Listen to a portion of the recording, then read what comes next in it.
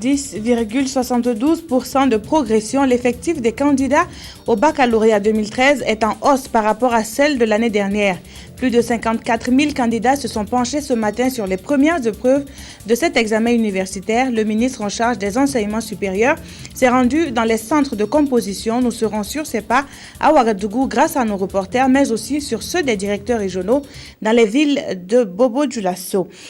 Leurs performances, elles sont aussi en progression par rapport à celles de 2012. Les sociétés d'État ont fait croître leur chiffre d'affaires de plus de 20%.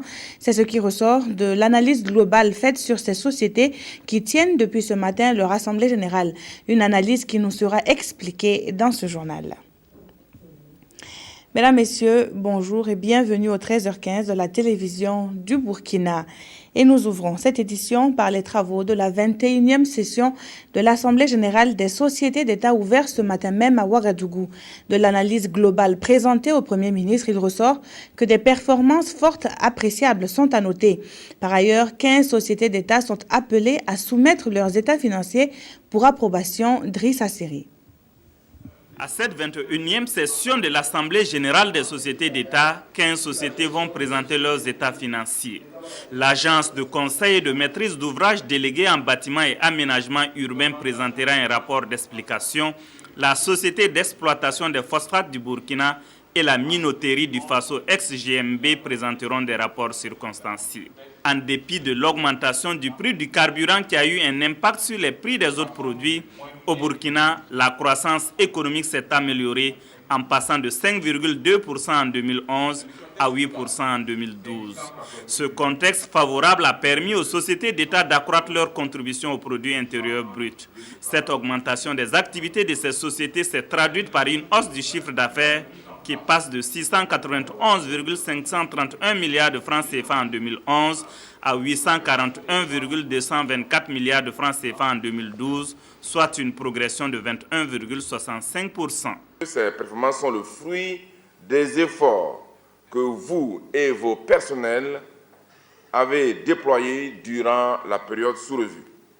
Aussi voudrais-je vous encourager à redoubler d'efforts pour maintenir la tendance à l'amélioration observée afin d'inscrire vos sociétés respectives dans la dynamique d'une croissance soutenue, gage d'un développement durable. Il ne fait pas de doute que la présente session nous permettra de découvrir dans les détails les résultats de chacune de vos sociétés. Elle donnera certes l'occasion d'adresser nos félicitations aux sociétés les plus méritantes, mais surtout elle devra permettre de prendre des recommandations fortes en vue d'aider les sociétés encore à la traîne à trouver des réponses adéquates aux chocs exogènes et endogènes afin de faire de nos sociétés moteurs de développement économique un exemple en matière de gouvernance d'entreprise au niveau national, sous-régional et régional et des acteurs efficients de notre stratégie de croissance accélérée et de développement durable. Les rapports font ressortir un meilleur suivi de la gestion et de l'administration des sociétés d'État au cours de l'exercice écoulé. Les responsables disposent de 48 heures pour justifier dans les détails les résultats obtenus dans la gestion de leur société en 2012. Et toujours dans cette logique de performance, l'IDEA, l'Association internationale de développement, classe le Burkina Faso au 3e rang sur les 41 pays membres. Les réformes entreprises ces dernières années par le pays justifient ce classement qui se base sur l'évaluation des politiques et institutions des États de l'Afrique subsaharienne. Le rapport de la structure relevant de la Banque mondiale a fait l'objet d'un forum auquel ont pris part plusieurs acteurs de la société civile. Moumouni Soubeiga. Après le Cap-Vert et le Kenya, le Burkina Faso occupe le 3e rang sur 41 pays dans le classement CPIA des pays d'Afrique subsaharienne avec la note 3.8. Le Burkina devance ainsi des pays comme le Ghana, le Nigeria, la Côte d'Ivoire ou encore le Cameroun. Ces performances des pays des hommes intègres s'expliquent par des réformes macroéconomiques et institutionnelles entreprises ces dernières années. Cette notation aura une conséquence sur les allocations des ressources IDA. parce que c'est un processus compétitif entre les pays. Selon le niveau de classement qu'on a, on alloue les ressources en fonction de cela. Ce n'est pas le seul critère utilisé. Il y a le revenu national par tête d'habitant et il y a aussi la question de la qualité du portefeuille des projets et programmes de la banque au sein du pays. Les notes vont de 1 à 6 et pour beaucoup de spécialistes, le Burkina Faso peut encore mieux faire. Il reste encore beaucoup de mesures, par exemple en matière d'inflation, en matière par exemple de problèmes de corruption. C'est autant de mesures qui doivent être vraiment revues et corrigées si le Burkina veut sortir de sa situation stationnaire, de la moyenne stationnaire qui est de 3,8 pour, par exemple, aller à 4, 4,5 et d'ici là, pourquoi pas à 5,50. Là, on peut dire qu'en ce moment-là, le Burkina est performant. L'Association internationale du développement IDA de la Banque mondiale a été fondée en 1960. Elle vient en aide aux pays pauvres en leur accordant des prêts sans intérêt et des dons dans le but de stimuler la croissance et réduire la pauvreté. Le chef du gouvernement, Béon-Luc Adolphe Thiaw, a pris part hier après-midi à la 3e rencontre annuelle entre le gouvernement et les élus locaux. Ces derniers ont émis une requête, celle de l'effectivité des transferts de compétences et de ressources. D'autres préoccupations ont été mises à nu et ce que l'on peut retenir, c'est que de part et d'autre, le développement local est l'objectif numéro 1. Le point avec Karim Patrick Namouano. Cette 3e rencontre gouvernement-élus locaux s'achève sur un échange direct entre le Premier ministre et les élus locaux. Sans langue de bois, Marin Ilboudo et ses pairs revendiquent un contrôle après leurs dépenses et non avant, leur part des ressources du péage et de la TVA, l'adoption d'un statut de l'élu local et la création d'une fonction publique des collectivités territoriales. Préoccupation légitime pour le gouvernement qui réfléchit déjà sur les 2 dernières.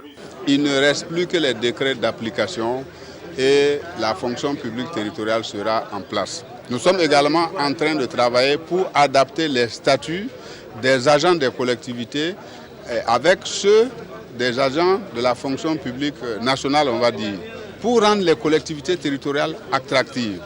Nous avons les agents des collectivités. Donc je pense que tout un chacun, en travaillant, aspire à une meilleure carrière. Et nous sommes là pour aussi construire la carrière de ces agents des collectivités. Le transfert effectif des compétences et des ressources, voilà bien une préoccupation unanimement posée par les élus communaux et régionaux. Si, pour les communes, le Premier ministre préconise la poursuite de l'encadrement et le renforcement des capacités avant le transfert total, dans les régions, c'est un autre constat. Nous avons constaté avec beaucoup de regrets que depuis la mise en place des collectivités régions, aucune compétence n'a encore été transférée. Malheureusement, il faut reconnaître que jusqu'à présent, ces régions n'ont pas pu avoir toute la marge de manœuvre possible pour travailler. Donc là également se posent des questions de transfert, des questions donc, de statut. Et donc, je pense que nous allons également travailler pour leur permettre donc, de jouer également leur rôle dans le processus de décentralisation. Les 2 partenaires gouvernement et élus locaux se quittent, mais chacun demeure convaincu de la nécessité de poursuivre les concertations et une étroite collaboration, car le développement durable des collectivités y trouve aussi ses fondements. 3 membres du gouvernement étaient face à la presse ce matin pour le point de presse Jeunesse, Emploi. Technologie de l'information et de la communication sont passés en revue. Les ministres en charge de ces questions ont exposé aux journalistes les plans d'action de leur département. Le point de presse nous est rapporté par Niar Kiteda. 2013, année de grandes innovations au département en charge de la jeunesse, de l'emploi et de la formation professionnelle. Le Fora de la jeunesse prendra désormais un nouveau format. Les jeunes le définiront à Gawa en juillet prochain et feront en même temps le point des forats à passer. La politique nationale de la jeunesse est en relecture alors qu'au même moment, de nouvelles stratégies sont développées pour finir avec les arriérés dans un bref délai au PNVB, le Programme national de volontariat burkinabé.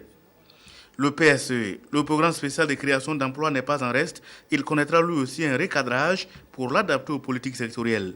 Le recentrage aussi a consisté un peu à améliorer la gestion même du programme. C'est-à-dire quoi? Qu'on va responsabiliser et autonomiser les différents ministères.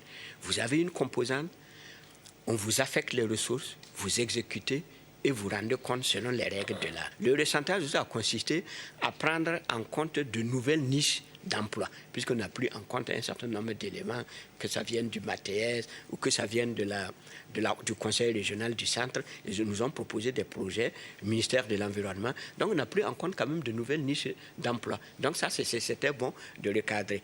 Aussi, il y avait une nécessité aussi de renforcer les structures de suivi. Présent à ce point de presse, le professeur Jean Koulidiati a présenté le plan d'action de son département. C'est un plan qui veut faire des TIC un levier de développement au Burkina Faso et pourvoyeur d'emploi. Le plan met également l'accent sur le renforcement des capacités tant au niveau des TIC qu'au niveau des postes. Le secteur des postes vivement critiqué ces derniers temps dans le dispatching des carnets. Il y a eu un plan de modernisation de la Sonapos qui devrait aboutir, si toutefois les études le permettent, à l'ouverture même d'une banque postale qui va être une succursale, de la Sonapos. Et à partir de ce moment, il fallait moderniser, c'est-à-dire dénuméroter les carnets d'épargne. 115 000 carnets d'épargne ont été déposés. Au moment où je vous parle, 50 000 carnets d'épargne ont été traités. 41 000 exactement ont été retirés. Il y a environ 9 000 à 10 000 carnets d'épargne qui restent encore à être tirés. Donc il nous reste quand même à combler le gap. Ceci dit, nous avons acquis la semaine passée une vingtaine d'ordinateurs, plus du personnel supplémentaire pour pouvoir faire en sorte que d'ici décembre, on puisse traiter l'ensemble de tous les 115 000 carnets d'épargne qui ont été déposés pour permettre donc aux déposants d'avoir leur nouveau carnet d'épargne. Le gouvernement compte d'ici à 2016 renforcer la communication sur toute l'étendue du territoire par les TIC à travers la fibre optique qui va véhiculer l'information en un temps record. Le département, pendant qu'il travaille pour l'émergence des TIC, il mettra aussi en place un système visant à combattre la cybercriminalité. Ils sont exactement 54 833 candidats au baccalauréat 2013 qui s'est ouvert ce 27 juin et sont répartis dans 237 jurys et 109 centres d'examen sur toute l'étendue du territoire national. Les sciences physiques ont ouvert le bal des épreuves en série C et D, tandis que pour la nouvelle série F4, ouverte cette année, les candidats se sont penchés sur les mathématiques séries. L'ouverture officielle du bac à Ouagadougou nous est proposée par Aboubakar Sagnon. C'est l'heure de vérité pour ces candidats au baccalauréat session 2013. Après 9 mois de préparation, ils attendent dans l'anxiété de découvrir les premières épreuves. Et c'est le ministre des Enseignements secondaires et supérieurs qui a dévoilé pour eux le contenu du premier sujet. Ces candidats de la série G1 ont 5 heures pour traiter la première épreuve, à savoir l'étude de cas. Oui, je suis prête. Et on a confiance en Dieu. On espère que ça va aller. On s'est assez préparé, mais en tout cas la peur demeure, mais on croit qu'on va s'en sortir. Au lycée Marie Curie, les candidats de la série D étaient face à l'épreuve de français. L'impunité fait le lit des désordres et les désordres entraînent le chaos. Quelle analyse faites-vous de cette opinion? Voilà la dissertation proposée aux candidats. Ceux qui sont tentés par le commentaire composé doivent cogiter sur un texte d'Albert Cohen. Dans les 2 centres visités, Moussa Ouattara a invité les organisateurs à plus de vigilance pour éviter les manquements avant de s'adresser aux candidats. Les candidats, nous avons souhaité que chacun d'eux travaille surtout sur la base de ce qu'il a accumulé comme préparation au niveau des examens. Se départissent donc des solutions de facilité qui sont soit de chercher à copier sur l'autre, soit même d'utiliser en tout cas des nouvelles technologies, en tout cas de l'électronique comme les téléphones portables pour copier. Alors quand il n'y a pas de fraude en général, on récolte ce qu'on a semé, c'est-à-dire les bons résultats pour que nous ayons à la rentrée prochaine des nouveaux étudiants, en tout cas pour le bien du Burkina Faso. Selon les présidents de jury, les épreuves ont commencé dans de bonnes conditions. Allez donc candidats, les stylos ne doivent pas trembler sous l'effet du trac. Ici commence votre ascension vers les études académiques. Dans la région des Hauts-Bassins, 9772 candidats, toutes séries confondues, penchent sur les épreuves de ce baccalauréat 2013. Sanoua Christine Koulibaly était aux premières heures de la journée dans quelques centres d'examen. Et voici le compte-rendu qu'elle nous propose. Après le bac, comme vous les voyez, tout le monde est là, c'est pour aller à l'université. Je compte faire les droits à l'université. Pour y parvenir, il faut le précieux sésame, le baccalauréat. Et ces candidats de la série A4 devront avoir au compteur 230 points pour les candidats dispensés du sport et 250 pour les non dispensés. Et en attendant d'affronter la première épreuve, la philosophie, l'on semble confiant. Il y a un peu de stress, mais on espère que ça ira. Pour l'instant, c'est chaud au frigo en tout cas. Personne n'est venu pour échouer. Donc on reste optimiste, on se dit, même si on veut un là, nous on est dedans. En ce moment fatidique, ces candidats peuvent compter sur le soutien des autorités de la région, venues les encourager, mais surtout les mettre en garde contre toute tentative de fraude. L'autre aspect important sur lequel nous avons insisté, nous avons demandé aux candidats de travailler dans la sérénité et de se départir des idées de fraude. Nous savons que le spectre de la fraude plane toujours dans les milieux et nous n'avons pas manqué de saisir l'occasion pour demander à tous de travailler le plus naturellement possible, se départir de ces idées de fraude, en tout cas qui n'honorent pas. Et ce, d'autant plus qu'après des cas de tentative enregistrés au BEPC, la vigilance sera plus que de mise. Comme effectivement nous sommes arrivés à détecter certains cas de fraude, et il y a des développements d'initiatives au niveau des candidats pour effectivement frauder quelque part. Mais notre vigilance étant assez développée, nous pensons effectivement que si quelqu'un effectivement essaie de frauder, nous allons mettre la main sur lui. À la conquête de ce premier diplôme universitaire dans la région des Hauts-Bassins, 9772 candidats repartis dans 42 jurys, toutes séries confondues.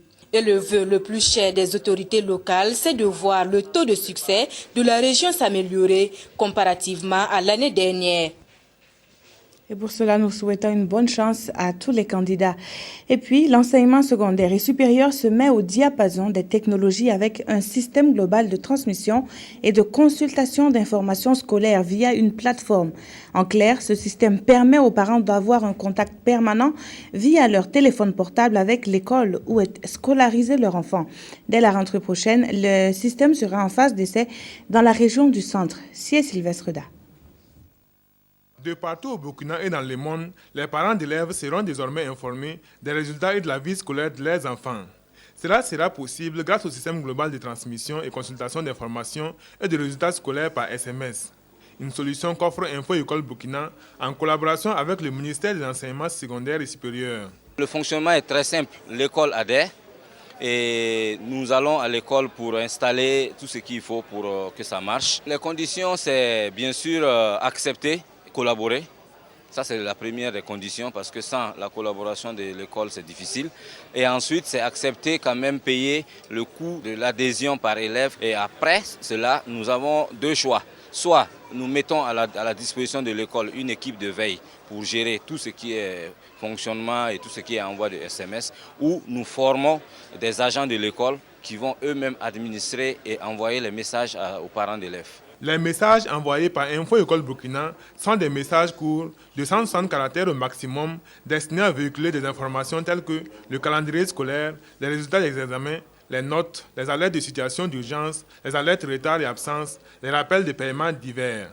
Le système sera mis en œuvre dans la région du centre pour la rentrée scolaire 2013-2014. Une phase expérimentale à laquelle chacun des 450 établissements de la région est libre de participer ou pas. C'est d'abord de tester l'outil. Tester l'outil de sorte à savoir s'il est performant. Performant sur le plan des informations qu'il donne, mais performant sur le plan de la discrétion. Et une fois que l'outil est performant, probant, nous pourrons autoriser les promoteurs à l'étendre sur l'ensemble du territoire national. Les chefs d'établissement et les parents d'élèves qui ont eu l'occasion de tester la solution Info École Burkina la trouvent révolutionnaire. La souscription de l'avis du promoteur ne devrait pas dépasser 500 francs par mois et par élève. Demain 28 juin, les boxeurs burkinabés champions d'Afrique vont défendre leur ceinture à la faveur d'un gala international. La Fédération burkinabé de boxe a situé les enjeux des combats qui vont se dérouler au cours d'un point de presse. Le compte-rendu avec Cheikh Karambiri. 15 octobre 2011, 13 octobre 2012, 28 juin 2013, les boxeurs professionnels burkinabés seront de retour sur le ring pour la défense de leur ceinture. Placé sous la supervision de l'ABU, African Boxing Union, ce championnat d'Afrique devra permettre à nos deux professionnels de confirmer leur suprématie au niveau continental. Alexis Kaboré Yoyo, champion d'Afrique des supercoqs, et Soutoké Patrice le Bombardier, champion d'Afrique des welter, sont confiants. À tout moment, nous on s'entraîne, on s'est bien préparé, il n'y a pas de problème. On a eu des partenaires, des Nigériens qui sont venus vraiment, c'est un de taille. Je pense que ça s'est très bien passé, on s'est bien frappé et il n'y a pas de problème. J'étais classé 23e mondial. Bon, il m'a dit de défendre encore, mais c'est là maintenant, on va voir après ce combat maintenant, ce qu'on va faire maintenant. Une fois de plus, le ministère des Sports et des Loisirs a mis la main à la poche. Plus de 30 millions de francs CFA sont mis à la disposition de la Fédération burkinabé de boxe pour l'organisation de ce gala. Le budget, je l'ai dit, si vous avez lu la presse, j'ai donné des indications par rapport au budget. Ce qui est sûr, nous avons eu ce dont nous avons besoin pour organiser le gala. Le champion d'Afrique des supercoqs, Alexis Kaboré Yoyo, croise les gants avec le Ghanéen Prosper Ankra, qui totalise 24 combats, dont 20 victoires et 4 défaites. Quant au bombardier, Soutoké Patrice, champion d'Afrique des welter, il défendra sa ceinture face au Zimbabwéen Charles Mayushi, qui a fait 15 combats, dont 13 victoires, 1 nul et 1 défaite. En levée de rideau, le public pourra apprécier la forme actuelle de nos deux autres professionnels sans couronne, Boniface Kaboré le Python et Jules Kaboré le Véné, face à un Camerounais et un Béninois. Chez les néo-pros, Moussa Koulibaly et Apollinaire Bassolé vont sonner à la porte des professionnels après cet examen de passage contre 2 Togolais. C'est la fin de cette édition. Merci de rester fidèle au programme de la RTB. À demain.